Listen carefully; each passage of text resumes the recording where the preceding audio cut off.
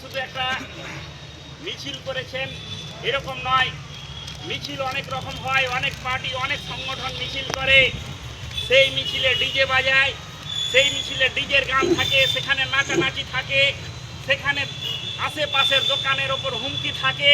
কিন্তু আমরা মিছিল করেছি আমাদের দাবিতে সুশৃঙ্খলভাবে, পুলিশ প্রশাসন থেকে জনসাধারণ প্রত্যেকেই আমাদের মিছিলে খুশি, এটা আমরা বুঝতে পেরেছি। প্রত্যেকে দাঁড়িয়ে দাঁড়িয়ে আমাদের মিছিল দেখেছে। এটাই কার্তিকদা যে কথাটা বললেন, এটাই আমাদের শক্তি, আমাদের ডিসিপ্লিনই শক্তি। একটা বিশাল জনসমাবেশ, তার মধ্যে ডিসিপ্লিন নাই, তার কোনো শক্তি নাই। কিন্তু যদি আমরা একমত হই, আমরা যদি একটা রাস্তা ধরে চলি, আমরা একইভাবে যদি একই মতে বিশ্বাসী হই, একই লড়াইয়ের যদি আমরা শরিক হই, তাহলে সেই শক্তিকে লড়াই করে পরাজিত পারে না। যেরকম ধরুন এখন ধান লাগানো হচ্ছে, কিছুদিন পর ধান উঠবে, তার খড় হবে, খড় আপনারা বোঝা দিবেন,